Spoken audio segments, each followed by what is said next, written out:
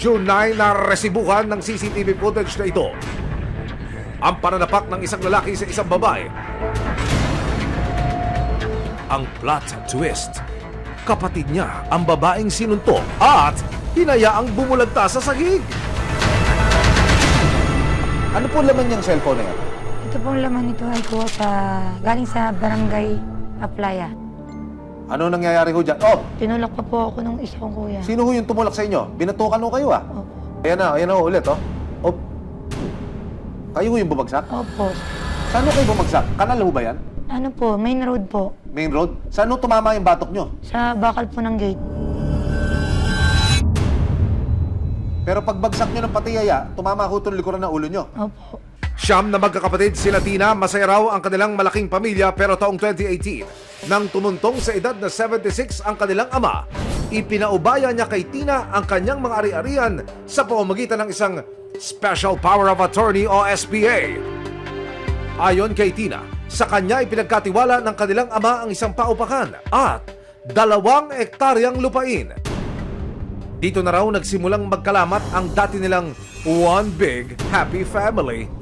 Bakit ho humantong sa pisikalan yung pangyayari na ito? Dahil yung magulang ko, pinagkatiwala sa akin yung kabuhayan niya. May kaugnayan ba itong gulo na to? Yes Itong po. sakitan? Ano ho? Ako po nag-aalaga sa tatay ko, kinuha nila. Pagkakuha nila, sila nang kumukuha ng paupahan. Aha. So, sige, okay lang. Pero sinasaktan pa rin nila ako. Aha. Ginugulo. Aha. Nasa kanila na ang tatay ko, pati yung paupahan. Hmm. Ang huling dahilan pala nila, yung dokumentong lupa ng tatay ko na ektarya. Aha. Yun ang gusto nilang makuha ang dokumento. Nakapanayam ng resibo ang kapatid ni Tina na sumuntok sa kanya. Giit niya, ipinagtanggol daw niya ang ama laban kay Tina na sinasagot-sagot daw ang kanilang ama noong June 9 ng gabi. Ako po nasaktan po yung kapatid kong bunso dahil po sa nagkakagulo na sa loob. Minura niya tatay ko eh. Masakit po sa akin yung mumurahin niya tatay ko. Pero ayon kay Tina, hindi daw totoo na minura niya ang kanilang ama. Walang katotohanan po yun. Kita naman po sa CCTV footage na pumasok po sila sa loob, may hawak na palakol, maso. Kung makipag-usap sila ng maayos, dapat wala silang dalang armas. Planado na nila na gusto nila akong patayin. Ang paniniwala ni Rene, gusto raw ni Tina na masolo ang mana. Nakikita ko po sa kanya na gusto niya makuha lahat. Yung pagmamanahan namin magkakapatid. Walang katotohanan po yung puro kasinungalingan lang. Madumi ang isip nila. Ang sa akin, kaya ako binibenta yon, pinagkatiwala sa akin ng tatay ko, para sa kanila yun, para mabago ang buhay nila. Maging ang kinikita sa paupakan ng kanilang ama, pinagtalunan din ng magkakapatid. Yung 2018 po, nasa kanya na ang upa ng tindahan. Sa kanya po ibinigay ng tatay ko, nanay ko, na hindi naman kami nababahagihan. Hanggang ngayon, Hindi po totoo yun. Yung tanong bakit pinamanage sa akin ni Daddy yung paupahan?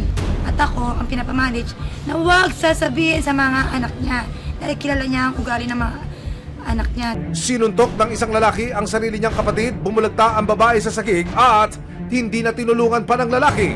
Ang rason sa violenteng insidente, inggitan at sumbatan daw sa mga natitirang ari-arian ng kanilang nabubuhay pang ama.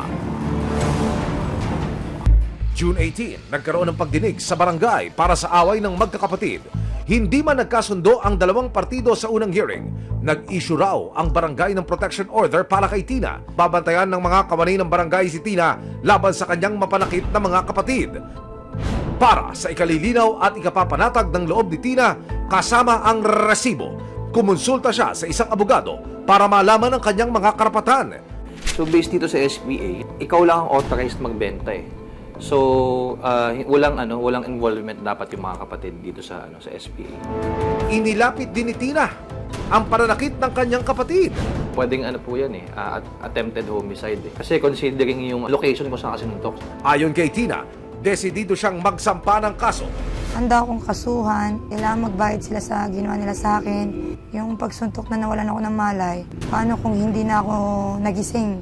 Kawawa po yung anak kong nag-iisa. Kapag usaping mana, nakalulungkot na pinag-uugatan ito ng away sa pamilya. Kailanman, walang lugar sa lipunan ng pananakit sa kapwa, magkaduguman o hindi. Mahal ko sila eh. Kaso, hindi nila ako mahal. Nariyan ang batas para masiguro ang karapatan ng bawat isa at mapanatili ang kapayapaan.